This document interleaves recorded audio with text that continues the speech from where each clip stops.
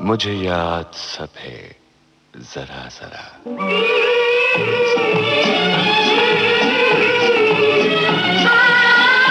मुझे याद सब है जरा जरा। मुझे याद सब है जरा जरा। वो लम्हा लम्हा साथ है। मुझे याद सब है जरा जरा।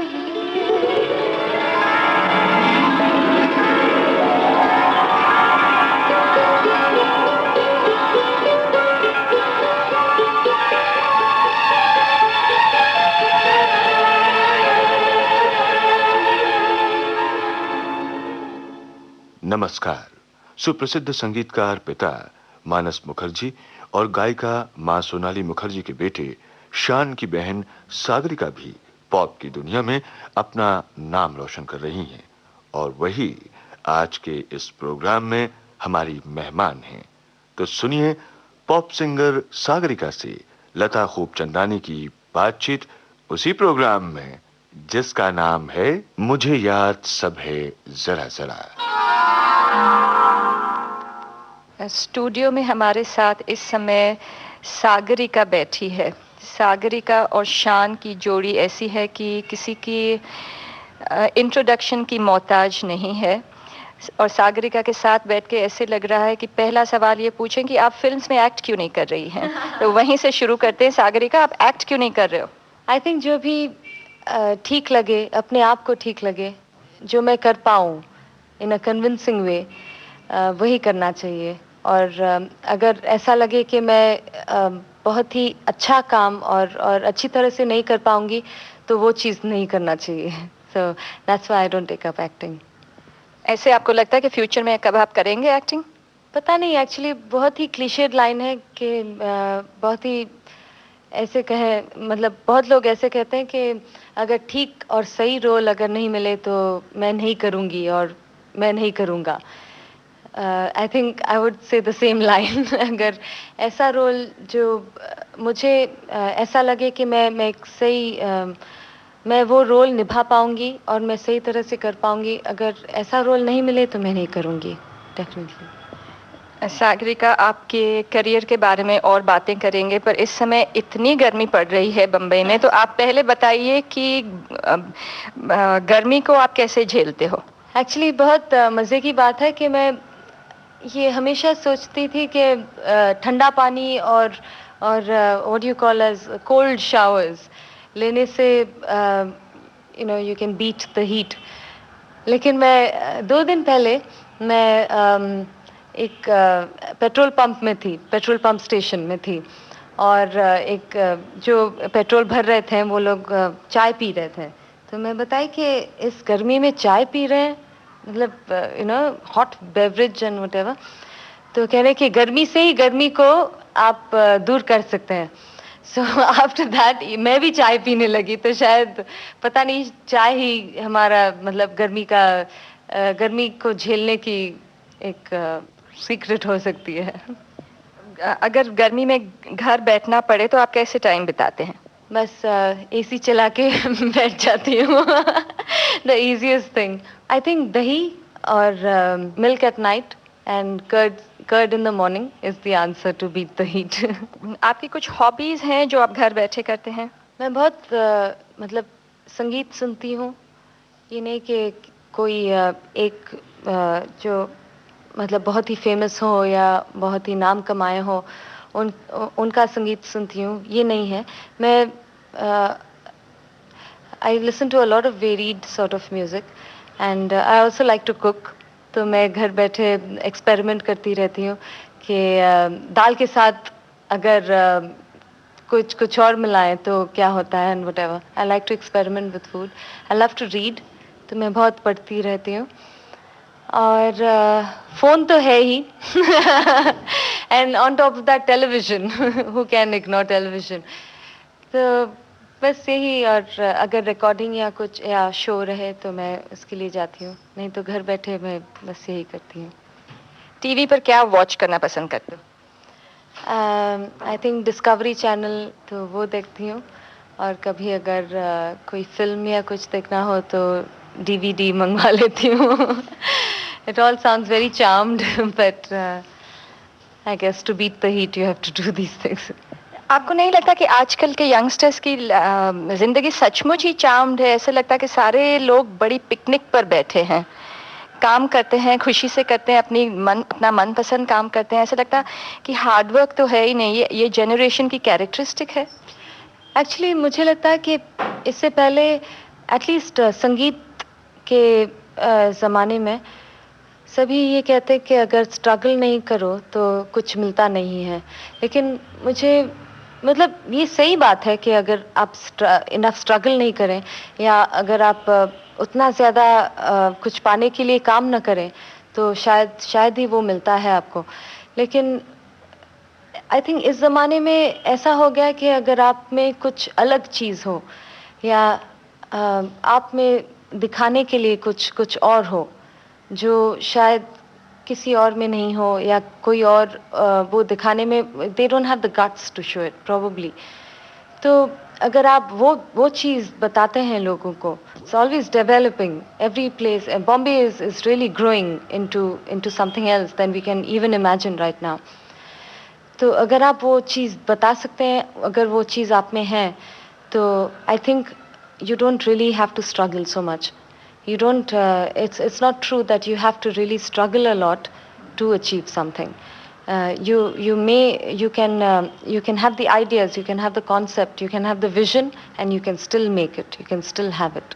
सागरिका, आपने बहुत जल्दी गाना शुरू किया, शायद किसी ट्रेनिंग से पहले, 6 साल की उम्र में। आपको याद है कौन सा था पहला गाना जो गाया था? एक फिल्म का नाम था शायद, और मेरी डैडी श्री मानस मुखर्जी म्यूज़िक दिए थे, और निदा फाजली साहब लिरिक्स दिए थे। और डैडी की मतलब उनका ये आदत थी कि वो रिकॉर्ड नहीं करते थे जो भी बनाते थे न्यू कॉम्पोजिशंस वगैरह।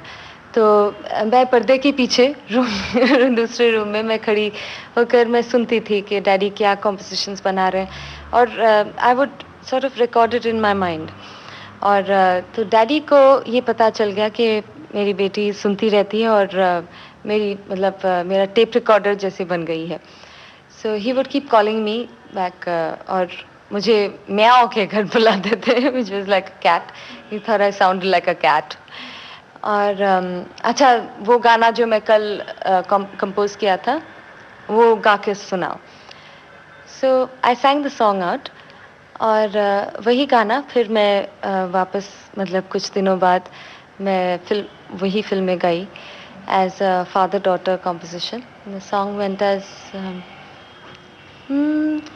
खुशबू हूँ मैं, फूल नहीं हूँ, खुशबू हूँ मैं, फूल नहीं हूँ, जो मुरझाऊंगा,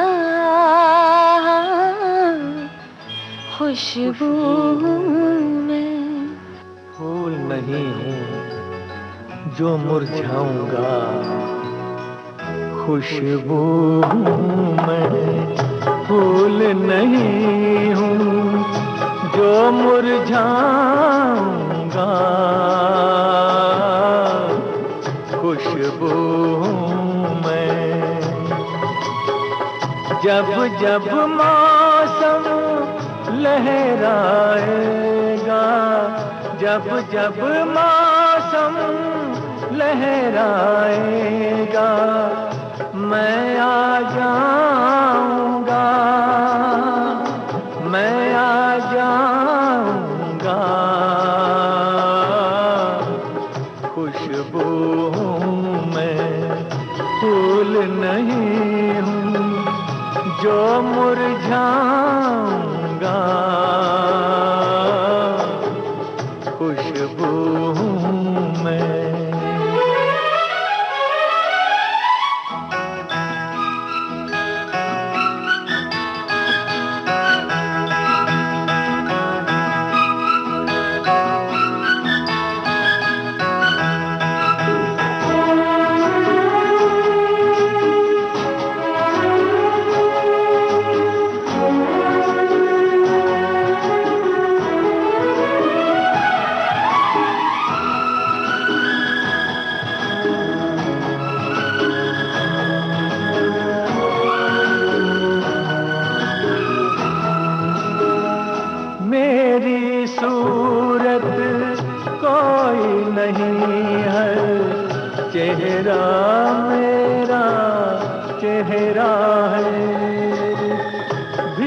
भीगा सावन सूना आंगन, हर आईना मेरा है।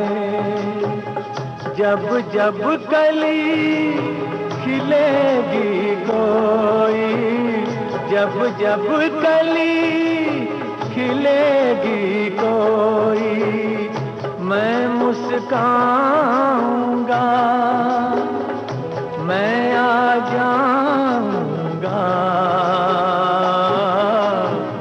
खुशबू हूँ मैं, फूल नहीं हूँ जो मुरझाऊंगा। खुशबू हूँ मैं।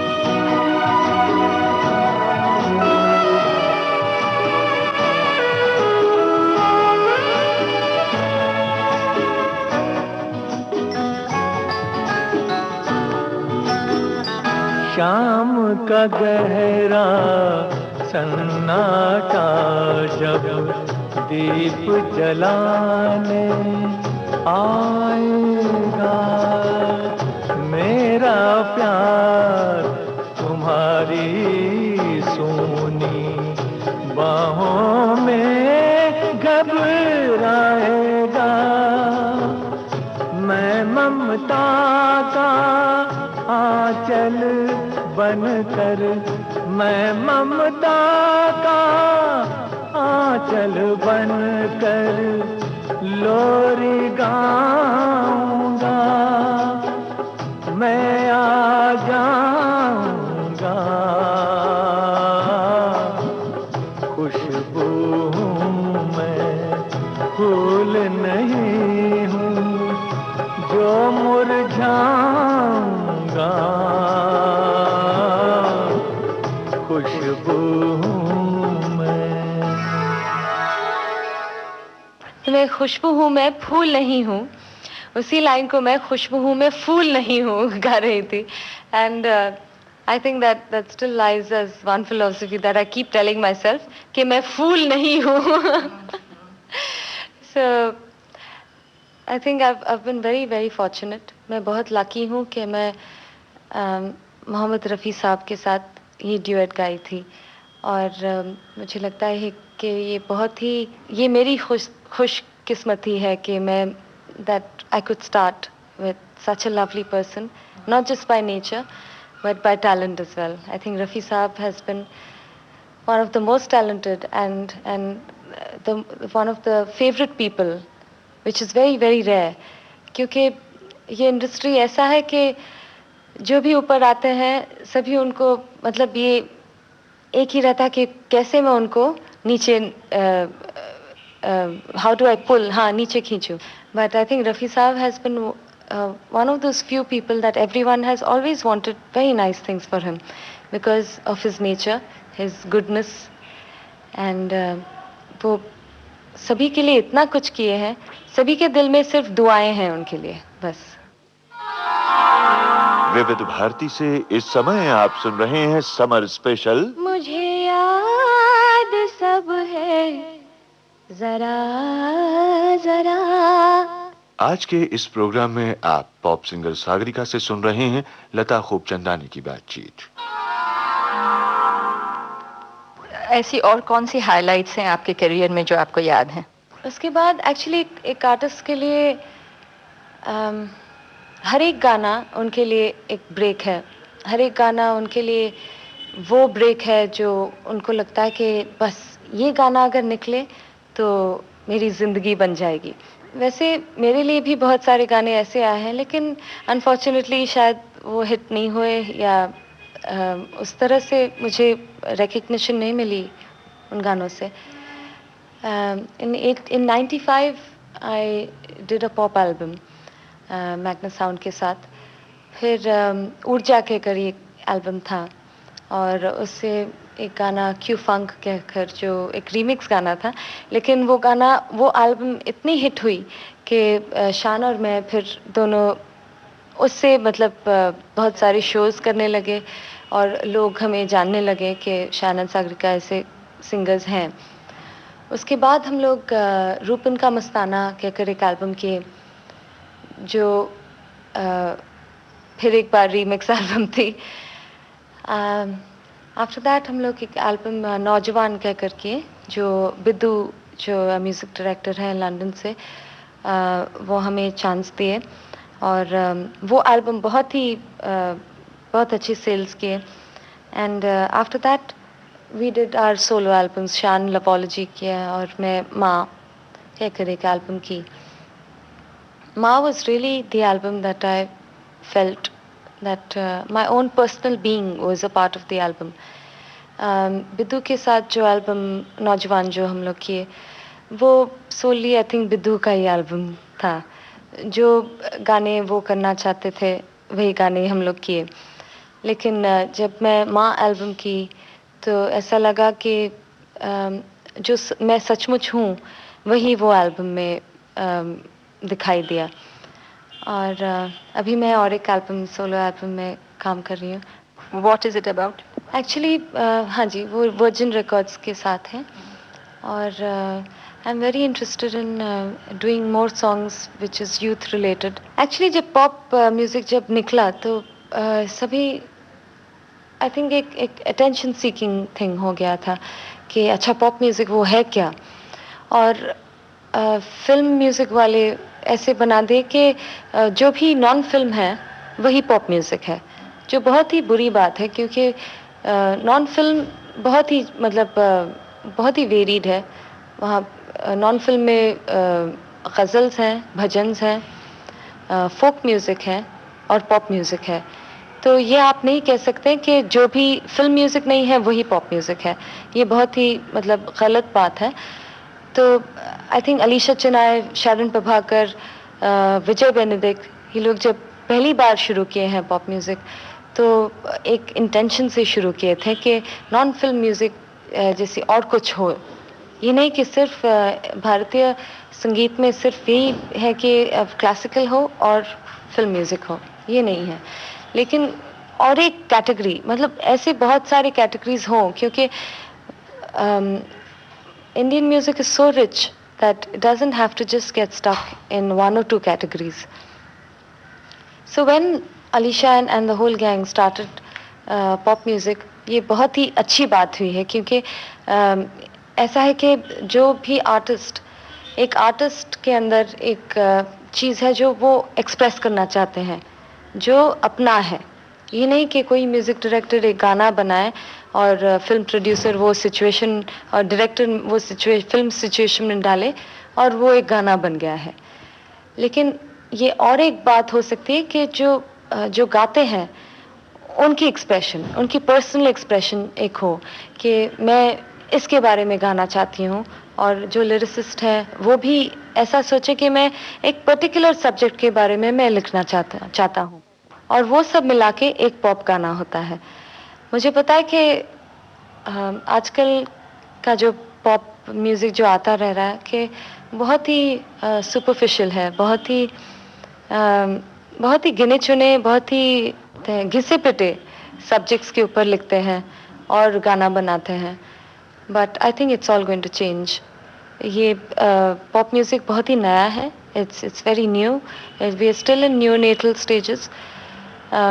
लेकिन as time goes I think it's going to really mature और मैच्योर होने वाली है. And I promise you that all of us pop singers are really going to work towards making it a proper category. मैंने देखे सभी रंग दुनिया के, अरे हाँ ये दुनिया बड़ी रंगीली.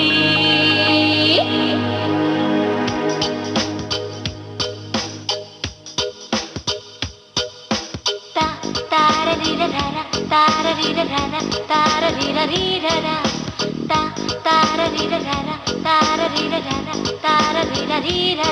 मैंने देखे हैं सभी रंग दुनिया के, अरे हाँ ये दुनिया, ये दुनिया, ये दुनिया बड़ी रंगीली, हर रस में नया है नशा इसके, अरे हाँ ये दुनिया, ये दुनिया, ये दुनिया बड़ी नशीली।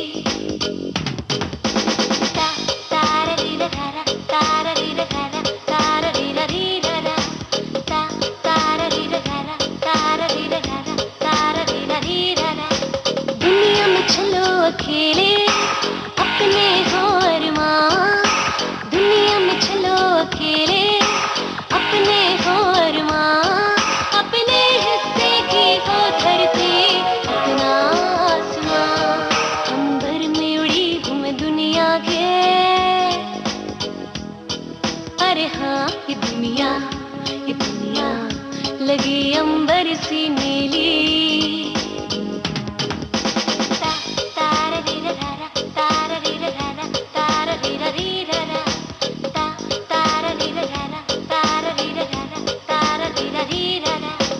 दुनिया के खजाने सब खोजे बंदीवाने, दुनिया के खजाने सब खोजे बंदीवाने, लेना उतना ही जितना दे सकते हो कहे सयाने, दिल के सोने में खोट न हो, अरे हाँ ये दुनिया, ये दुनिया लगे सबको सजीली।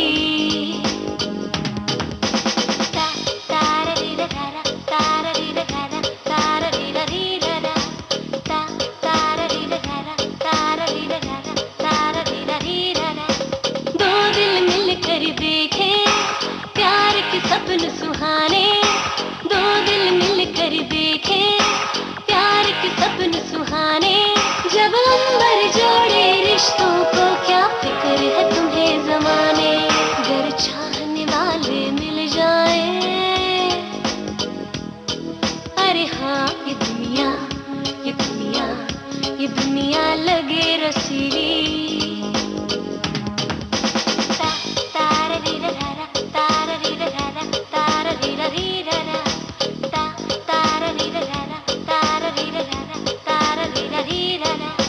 बचने से और निखरता है प्यार का रंगन मोर, बचने से और निखरता है प्यार का रंगन मोर, मेरे हिस्से में आया कितना बैठ करूं क्या तो, ये 4 दिनों का मेला है, अरे हाँ ये दुनिया, ये दुनिया बड़ी रंगीन पहेली।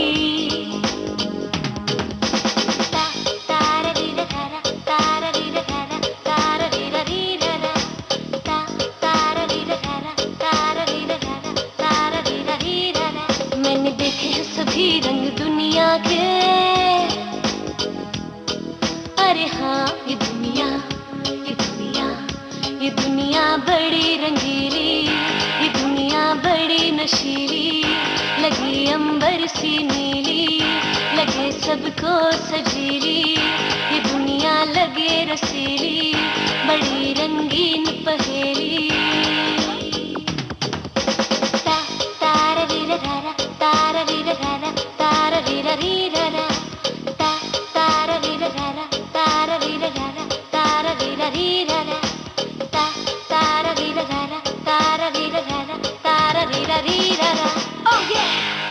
आप और आपका भाई शान दोनों ही सिंगिंग में हो, एज डिफरेंस भी बहुत कम है, क्या कंपटीशन रही है कभी? I think it goes back to the way you're brought up and your conditioning. हम लोग दोनों ही एक ही बैकग्राउंड से हैं, डैडी गाते थे और म्यूज़िक डायरेक्टर थे, मम्मी भी गाती थी, और आई थिंक अगर आपकी फैमिली और जैसे हमारे इंडियन फैमिलीज जैसे बच्चों को ब्रॉट अप करते हैं, वो बहुत ही it's we brought up with love and security, तो ये बहुत ही आई थिंक बहुत ही रेयर चीज़ हो कि अगर एक jealousy होगी या जो भी. I think it all depends on how you're brought up and how you're made to think about your own self.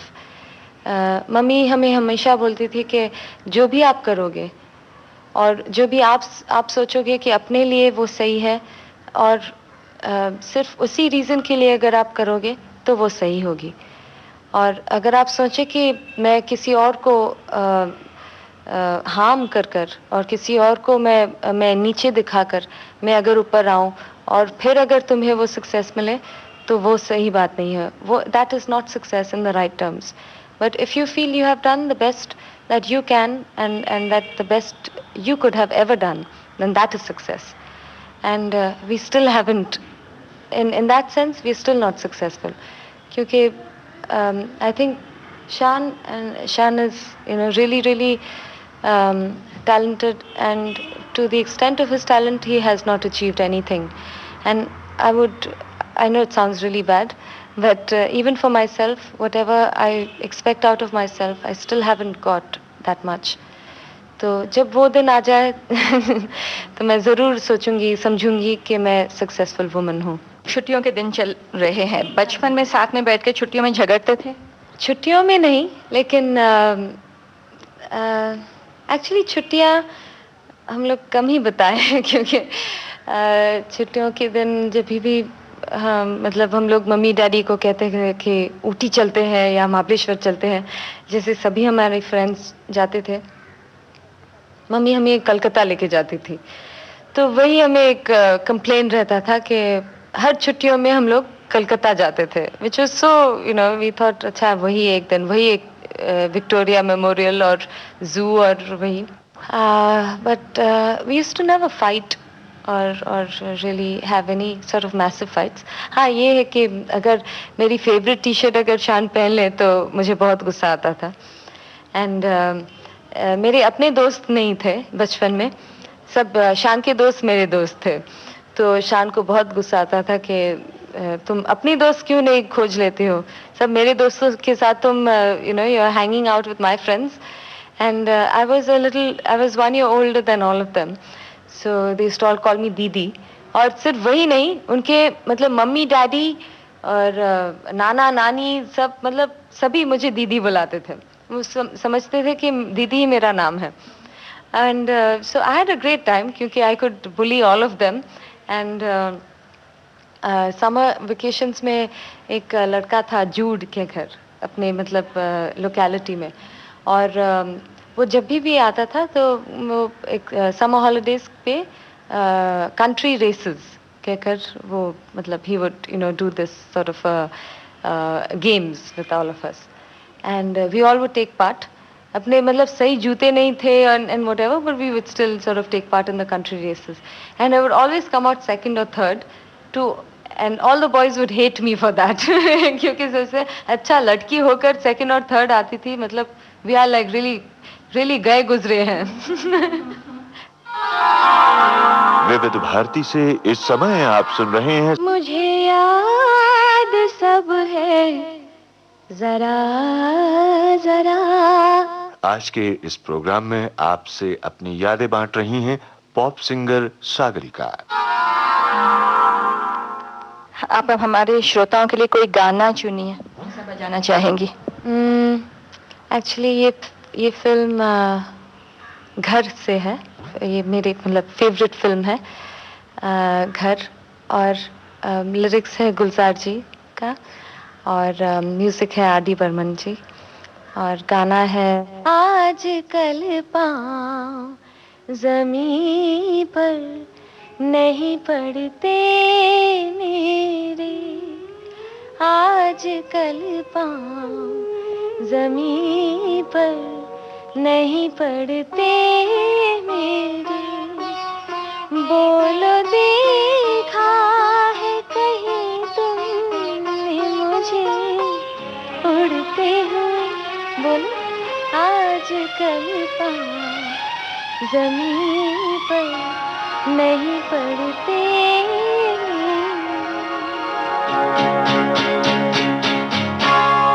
आज कल पाँव ज़मीं पर नहीं पड़ते मेरे,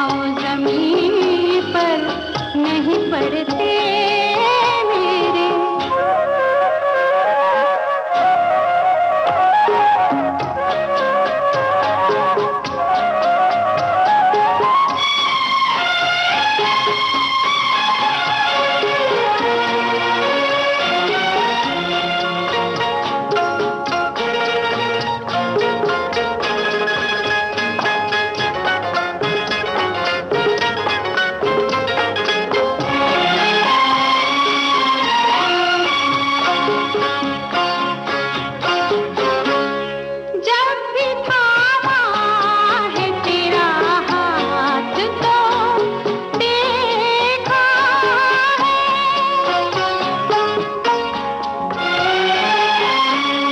जब भी थामा है तेरा हाथ तो देखा है। लोग कहते हैं कि बस हाथ की रेखा है। हमने देखा है तो तकदीरों को जुड़ते हुए। आज कल पाँव ज़मीन पर नहीं पड़ते मेरे। बोलो देखा है कभी तुमने मुझे उड़ते हुए। आज कल पाँव ज़मीन पर नहीं पड़ते मेरे।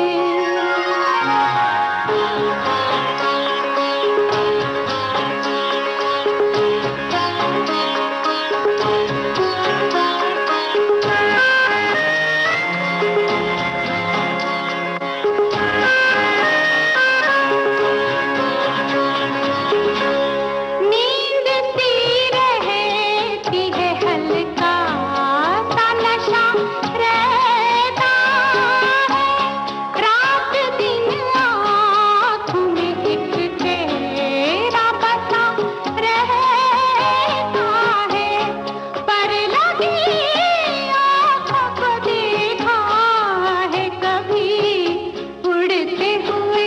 बोलो आज कल पाँव ज़मीन पर नहीं पड़ते मेरे।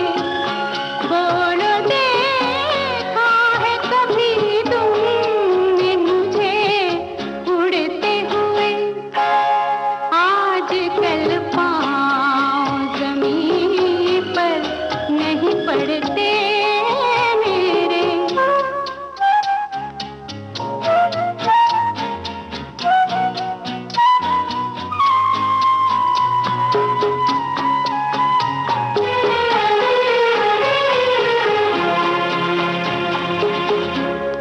जाने क्या होता है हर बात पे कुछ होता है। दिन में कुछ होता है और रात में कुछ होता है। थाम लेना जो कभी देखो हमें उड़ते हुए। आज कल पाँव ज़मीन पर नहीं पड़ते मेरे। बोलो देखा है कभी तुमने मुझे उड़ते हुए। आज कल पाँव ज़मीन पर नहीं पड़ते। फैब्युलस, बहुत अच्छे। आपको हमारे सिंगर्स में से कौन पसंद है? शान, of course. Hariharan, Asha ji. Actually, I should have started with Asha ji. उनकी सिंगिंग स्टाइल और मोस्ट ऑफ ऑल उनकी नेचर मुझे बहुत बहुत पसंद है. And the way she goes through life and the way she has led her life I think is I think a lesson for all of अस.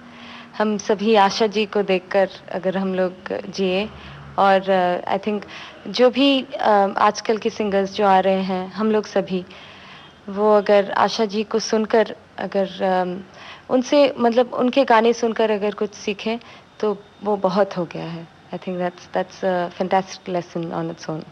आप क्या करना चाहेंगी अपने करियर से? आप बस गाना चाहती हूँ. व्हेनेवर ये चाहत के है कि मैं जब भी गाना चाहूँ मैं गा सकूँ और सुनने वाले हों. आर्टिस्ट के लिए और क्या चाहिए कि यही एक ख्वाहिश कि जब वो गाना चाहे एक अगर भी सुनने वाला हो तो बहुत हो गया है। शान और आप दोनों आजकल के यूथ के रिप्रेजेंटेटिव्स हो, फिर भी आपने अपना करियर जल्दी बना दिया, काफ़ी सीरियसली और फोकस्ड किस्म से आपने काम किया है। पर दूसरे बच्चे आजकल देखते हैं लाइफ को बहुत ही लाइटली लेते हैं, काम करना नहीं चाहते हैं, पैसा बहुत कमाना चाहते हैं, उनको कुछ कहना चाहेंगे? आई थिंक ये शायद ही मीडिया मेड हो कि ये लगता है कि बहुत ही आसान है कि एक कोई करियर हम लोग चूज़ करें और ऐसा लगता है कि वो हो जाएगा, बात बन जाएगी। लेकिन ये बात सही नहीं है, क्योंकि whatever to gain something you have to work really really hard. Sagarika के दूसरे हॉबीज क्या हैं? हमने सुना है आप एक रेस्टोरेंट में पार्टनर है, ये कहाँ से नई हॉबी निकली? बहुत ही अजीब अजीब हॉबी निकली, लेकिन मैं मतलब कुकिंग में बहुत ही इंटरेस्ट पहले से ले चुकी हूँ। और मेरी ये ख्वाहिश थी कि मैं एक छोटा सा एक रेस्टोरेंट बनाऊँ। And then that's where I met Eddie Singh, और बताया कि अच्छा मैं कर रहा हूँ restaurant, so why don't you join me. तो उसी से शुरू हुआ है। ये नहीं कि मैं संगीत से एकदम ही कोई ही रिश्ता नहीं रखी हूँ, ये मतलब बिल्कुल ही गलत है, क्योंकि मैं अगर सिंगिंग नहीं करूँ तो मैं और कुछ नहीं कर पाऊँगी, and I won't be me if. लेकिन बहुत ही इंटरेस्टिंग रहा है रेस्टोरेंट बिजनेस। ये बहुत ही अलग बिजनेस रहा है, क्योंकि अब तक जब हम लोग शोज करते हैं या मतलब you know if we do agree to doing something, ये हर वक्त रहता है कि अगर हम लोग करना चाहें तो करते हैं, अगर नहीं करना चाहें तो नहीं करते हैं। लेकिन रेस्टोरेंट बिजनेस में ऐसा कुछ नहीं है। अगर आप करना चाहें या नहीं, उनको एंटरटेन करना ही पड़ता है।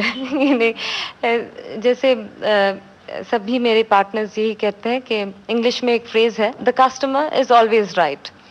और मुझे ये बहुत ही अलग चीज़ सीखने मिली है कि कोई और गलत हो या सही हो, हर वक्त कहना पड़ता है कि हाँ वही सही बात है, क्योंकि रेस्टोरेंट बिजनेस में ऐसा ही होता है, क्योंकि उनसे पैसे मिलते हैं और वो अगर आपके रेस्टोरेंट में आना बंद कर दें तो बस खलास, मतलब you have to shut down. And in singing, it's never been that way, because as an artist, you always have a right of being yourself. और रेस्टोरेंट बिजनेस में वो बात नहीं चलती है। तो एक नई चीज़ सीखने मिली है मुझे। It's very interesting. And apart from doing the restaurant, I am also planning to buy a boat.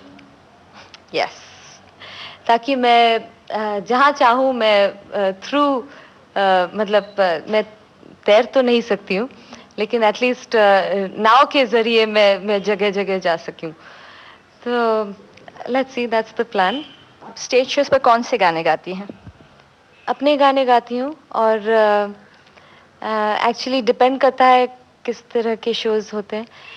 हम लोग जब बाहर विदेश में जाते हैं तो वो बहुत ही मतलब नए गाने, नए फिल्म सॉन्ग्स और पुराने फिल्म सॉन्ग्स वो सुनना चाहते हैं। तो अपने गाने तो गाते ही हैं, लेकिन शायद अपने गाने वो कम सुनते हैं और फिल्मी गाने और ज़्यादा सुनना चाहते हैं।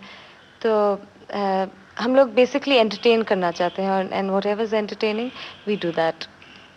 कौन से गाती हैं, कुछ बताइए 2-3। अपने गाने जैसे माँ या डिस्को दीवाने, या मेरे पुराने एल्बम से कुछ गाने गाती हूँ, और कुछ फ्यूचर एल्बम से मैं गाती हूँ। और उसके अलावा जो लेटेस्ट फिल्म सॉन्ग्स हैं, जो लेटेस्ट क्रेज़ हैं आजकल जो चलते हैं, वो गाने गाती हूँ। और पुराने गाने गीता दत्त जी और लता जी, आशा जी, इनके गाने। एंड एक्चुअली विदेश में बहुत ही ये मतलब बहुत ही अच्छा लगता है कि वो अभी भी अपना जो कल्चर है, अपना जो संस्कृति है, उनको मतलब एकदम जकड़ के रखे हैं, जो हम लोग शायद कम कर रहे हैं आजकल। Whether it's good for the good और bad, it's amazing the way they really cling on to music of olden days. So I'll sing an old song for you. तुम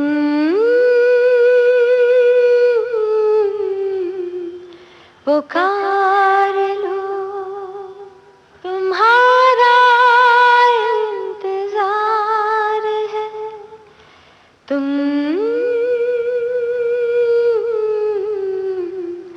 पुकार लो, ख्वाब चुन रही है रात, बेकरार है तुम्हारा इंतजार है।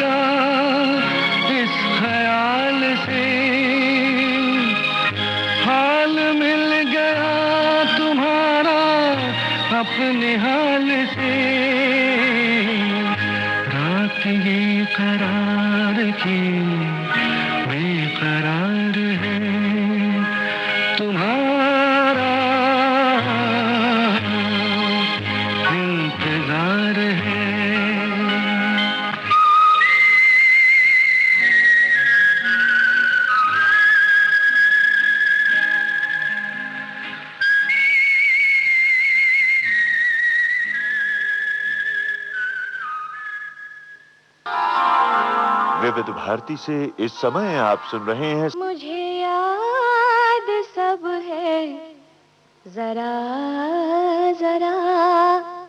आज के इस प्रोग्राम में आपसे अपनी यादें बांट रही हैं पॉप सिंगर सागरिका। लोगों को वहाँ कौन से बहुत पसंद आते हैं और आप बहुत खुशी से जो गाती हैं हमें बताइए, और अपने एल्बम्स में से भी जो गाती हैं बताइए। हाँ जी, एक्चुअली मेरा जो लास्ट एल्बम है माँ कहकर, वो हमेशा ही रिक्वेस्ट करते हैं कि वो गाना प्लीज़ गाइए, क्योंकि वहाँ पर बहुत ही फैमिली ओरिएंटेड लोग हैं। वो सभी अपने मतलब माँ बाप भाई बहन एकदम जुड़े रहते हैं, तो दे ऑलवेज रिक्वेस्ट फॉर माँ, so I will sing a few lines from that. धूप में छाया जैसी प्यास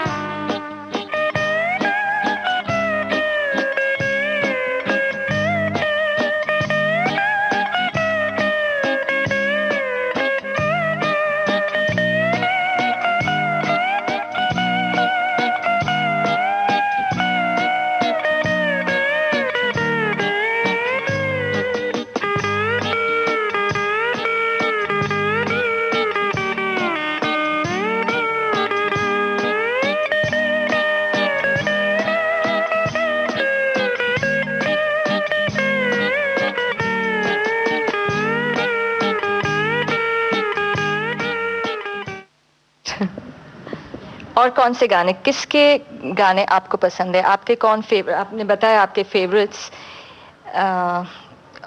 पॉपुलर कहाँ कौन से चलते हैं अब्रॉड, वो बताइए। अब्रॉड ऑफ कोर्स फिल्म के गाने बहुत चलते हैं, लेकिन फिल्म के गाने कहाँ नहीं चलते हैं, वो यहाँ चलते हैं, और जहाँ भी इंडियंस हो वहीं चलते हैं। It's I think it's very well, all the film songs are very well thought of. मतलब एक बहुत ही sort of lowest LCD जिसे कहते हैं टाइप के गाने हैं, और आई थिंक पॉप म्यूज़िक हम लोग की यही कोशिश है कि एक नयापन और एक नई चीज़ इंट्रोड्यूस करें संगीत में, भारतीय संगीत में। तो आई थिंक हरिहरन जी और आशा जी, जो कि मतलब एक they are legendary singers. Asha ji बहुत मतलब सालों और सालों से गाती आ रही हैं। वो अपने भारतीय संगीत को कहाँ से कहाँ लाई हैं।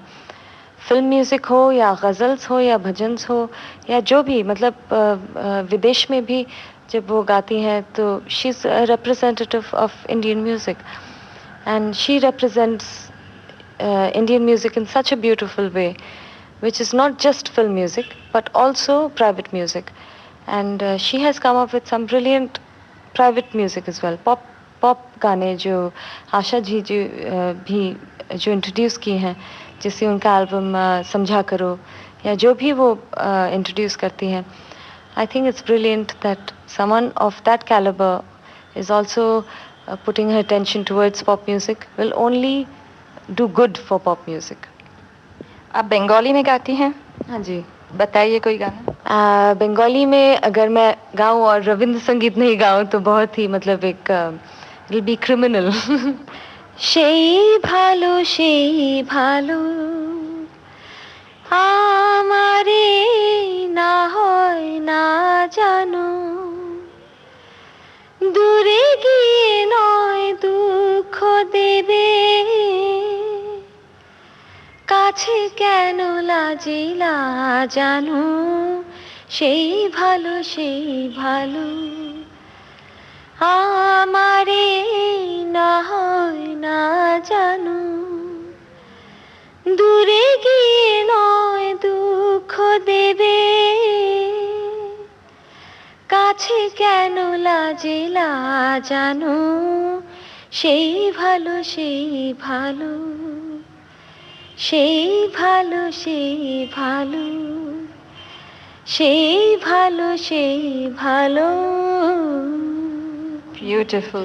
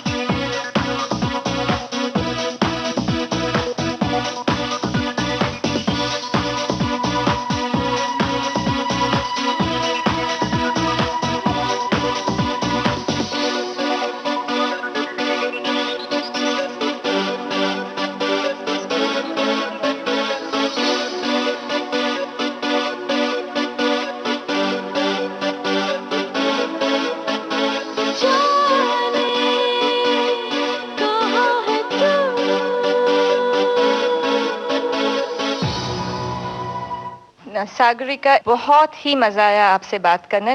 जीने करा के जाएं यहाँ से, फिर से मिलेंगे आपसे। Thank you Lata ji. मुझे याद सब है जरा जरा। आज के इस प्रोग्राम में हमारी मेहमान थी पॉप सिंगर सागरिका और आपसे बातचीत कर रही थी लता खूबचंदानी। चलने से पहले आपको ये बता दें कि आज के इस कार्यक्रम के निर्माण में जिस टीम ने सहयोग दिया उसमें टेक्निकल असिस्टेंट थे जेपी कदम और रीटा रिबोलो, पोस्ट प्रोडक्शन पीके नायर का था, एसोसिएट प्रेजेंटर थे कमल शर्मा, प्रेजेंटेशन राकेश जोशी का था और इस अंक की प्रोड्यूसर थी शीला मोदी। तो अब दीजिए इजाजत।